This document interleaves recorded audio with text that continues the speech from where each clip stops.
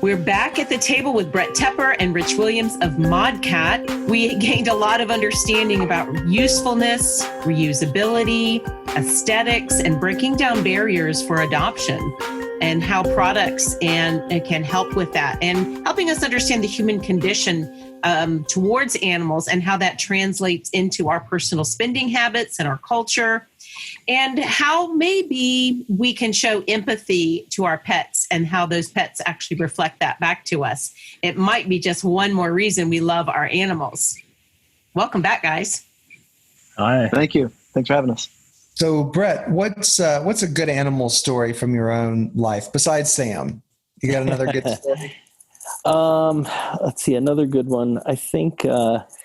Let me think about that. Maybe Rich, you got to tell us. You got to tell us the real reason. One of the barriers for you. Oh yeah, that's a wonderful story. So I mentioned last time that I had a cat growing up for about 14 years. And when I went away to college and came back after about a month or so for a break, I discovered that I was allergic to him. And so ironically, I've been allergic ever since. And so I unfortunately do not have any pets currently. But as I mentioned, my father's got a dog. And so I have the pleasure of being completely allergic every time I go visit. My kids love the dog to death, but I can't touch them. So it's the ultimate irony of life. That's you, Rich. So sad. Any ultimate ironies with animals? I guess no, just the fact that I think my kids wanted a dog and I got a dog, and now the dog is like my thing. And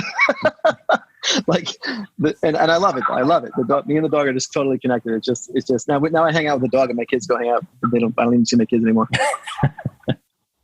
What made you actually want a dog? Because you haven't had a dog before, have you? This is the first one?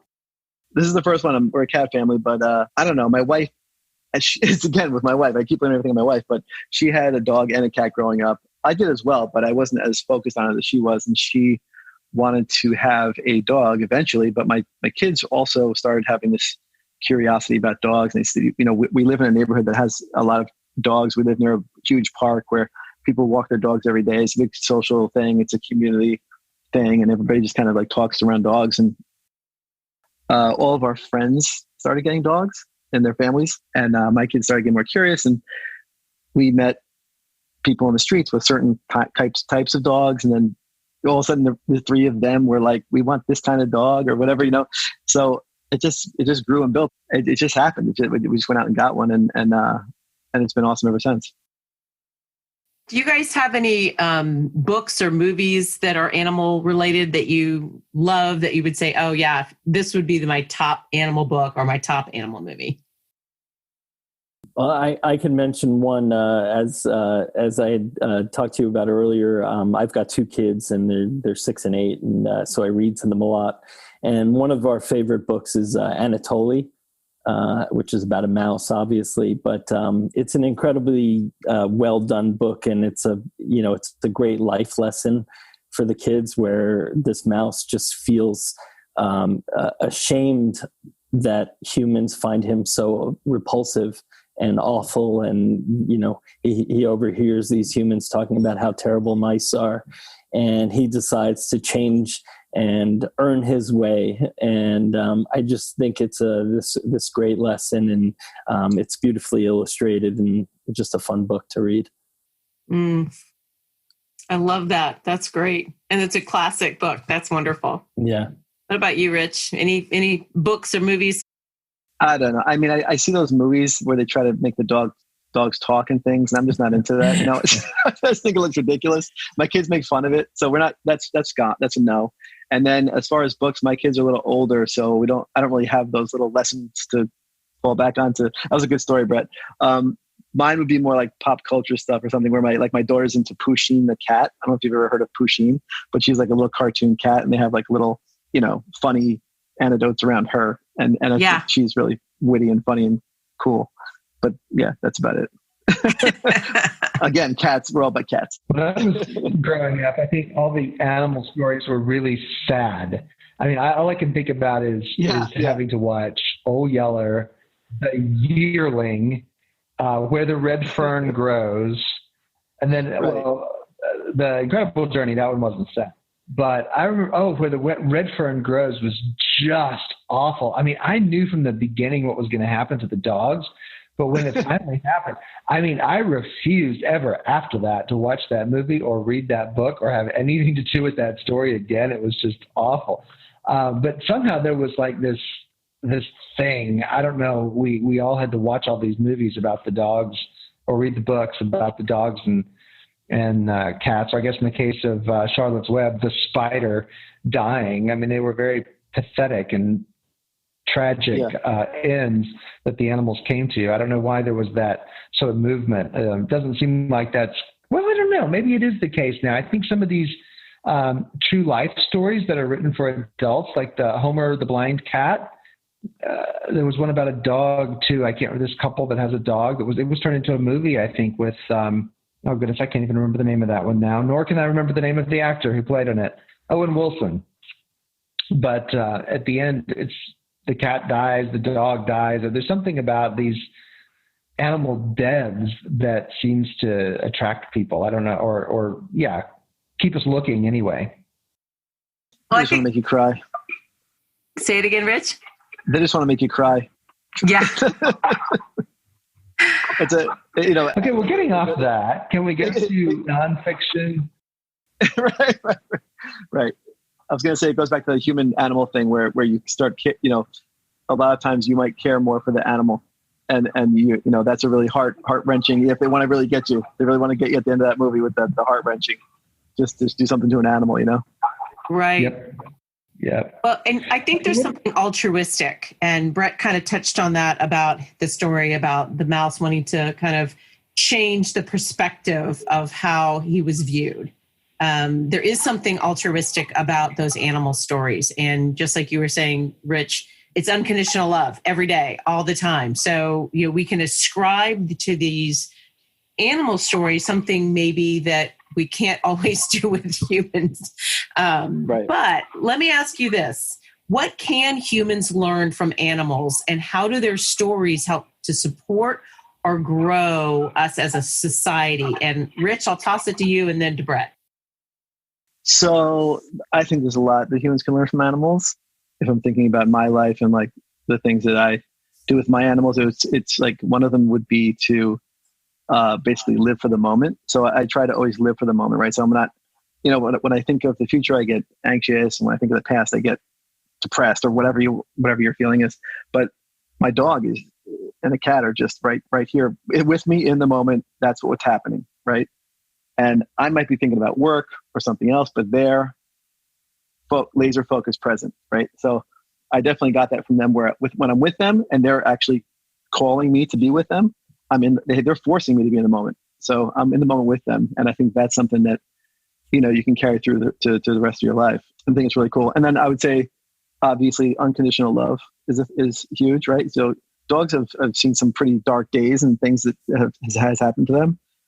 Cats as well. And all animals really, and they seem to come back, you know, better than maybe humans could, as far as like their mentality. You know, they don't hold grudges. They have a perseverance about them. And I think that this unconditional love thing and living for the moment, that combined helps them in those situations. I think we could take some of that and learn from it. I really appreciate that. What about you, Brett? I think simplicity and routine are huge things that people have forgotten about to an extent. And I think this experience we're having now with the virus is also bringing that to a head. But animals, you know, they like to do the same things every day, and they want to just be. And I think we're missing some of that, particularly us living in New York City. You know, there's so much to do, and there's so much that you're trying to prove to other people. But I think if you step back and just enjoy being locked in our home now, I'm appreciating that more and more every day. It's just being able to just take a nap every once in a while, which I hadn't done in ages, and especially with two kids. But it becomes a simpler thing now because we have the time. We don't have to rush out anywhere, and we don't have to get in the car or go to a museum, or there's not the pressure of having to do things. Where you want to improve yourselves and you want to improve your children. But sometimes the best thing is just to sit around and enjoy being and being with each other. Holland, did you know that this was going to be a episode on philosophy? No, I did not. I mean, that's amazing. I hadn't thought about the life lessons that we can learn from animals and pets, but these 6 truths have really struck a chord. So what are some resources, some fact-based places we can go to learn more about pets and animals? What are some good? The Teper blog, of course. Okay. Where's the Teper blog? So that's ModKat's blog that we put together, a well-written blog that will help you with your cat's health and happiness. It's got a range of topics on cat health, really, and it's great. It's a great resource for cat owners. So you can find that at modkat.com as well. I think another great resource for information on animals in general is your local shelter. We have done a lot with shelters and donating product, and we've talked to them over the years to try and help them out in different ways, and just going to meet with them and learning about them and what they have to go through every day. And there's no better individuals that can tell you how to care for an animal than people working at a shelter. So I think that's a great resource. Also your local pet store. So where I go to buy food and things for my pets, they tell me exactly what I need. Those are great ideas. Yeah, I love the idea of connecting to experts, whether it's through a shelter or a store or through your blog. Those are great ideas to help all of us pet parents. Right. We have a question we ask on every episode. What's a metaphor to help us understand the appeal that animal stories have for humans? We ask the metaphor question every time. A metaphor. With the response that we get too, isn't it, Amy? Yeah, and it is kind of a fun question because, we are the Afterword, a conversation about the future of words. And usually in the course of our 2 opportunities to talk with our guests are using things that would be great metaphors because they've talked about it within. So maybe it's just a reminder of some of the things that you guys have already shared a little bit, because you both have shared some impactful things about animal stories. Yeah, I mean, I think the main metaphor is, how similar your pets are to children. And but I think the main difference there is that you don't have to sculpt your pet into being a self-sufficient entity, whereas with children you do, and it's a lot more stress and pressure. Whereas where you stand with a pet, you're going to be taking care of them forever, so it becomes very different in that respect. I'm liking the word sculpt for children. That's a great parenting analogy right there. We'll have to get you back on another episode of parenting.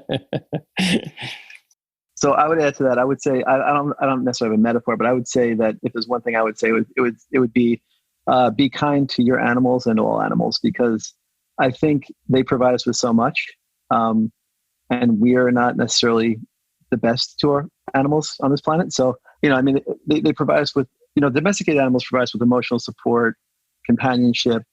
It's been proven that they reduce our health stress levels, and with health, they bring us to social activities. They help with kids' self-esteem. They give you something to care about other than yourself. They encourage positive development. I mean, there's a lot of things that animals provide for us. I think that we really have to consider that and be kind to the animals. I appreciate that. I think we have seen whether it's through our hero program for our wounded veterans who have service dogs, to some of our special needs children who go through equine therapy with horses. You're absolutely right. There's so many connections, and being kind to our animals and understanding that simplicity. Brett, I appreciate you said earlier that our animals don't have to prove anything. That's a really good way to think about it. So talking about being kind to animals and how they are like our children, tell us a little bit about ModKat's products. Again, where can folks learn about them and how can they get a hold of them, Rich? They can find all of our products at ModKat, ModKat.com. And we basically have 4 different styles of litter boxes for all kinds of cat personalities. So no matter which way your cat likes to pee or be hidden or not hidden or private or not private in the litter box, we offer it. And at the same time, we try to appeal to the aesthetics of your house. Whether you're in a small apartment or a suburban home, we try to produce something that will look great in any interior environment. Yeah. Anything else to add to that, Brett? Yeah, one thing Rich didn't touch upon is we have different size litter boxes as well. So, depending on whether you've got a kitten or an obese cat or 2 cats, or you just happen to have Maine Coons that are just enormous, we've got a jumbo litter box, and we've got standard size litter boxes, and so we've got a solution for just about any cat. That's fascinating. Cat personalities, which way they like to go. I had considered that one. Yeah. Well, thank you all. Thank you so much. Thank you so much. Anything else you want to close with? No, this has been really fun, and I do appreciate getting to learn more about it and thinking about how we take care of and how we talk about animals in a way that makes them both animals and and special companions for human beings at the same time. Mm-hmm. I say this as I'm playing with my dog's tail. So, the one that has a tail. The other one doesn't have one. Well, thank you to Brett Teper and Rich, It's been wonderful to have you all on the Afterword, and we will continue to link your information on our website, and hopefully this will be another conversation we'll have the next time you come up with one of your amazing creations, because this has obviously solved a problem, filled a need, and we're real excited to have you at our table tonight. Thank you so much. Thank you so much. We've got a lot in the works, so hopefully we'll be back soon. That's excellent. Good to hear. Well, join us at the table next week when we have a conversation with Pictionary creator Rob Angel and Blue Matter Games' Rebecca Blue and Nick Cravata as we talk about the social impact of games in our society, and especially the need for connection. And while you wait, please leave us a review, rate us on iTunes, and become a subscriber to the AfterwordPodcast.com. It does help keep the conversations going. And as always, remember, you are welcome at our table.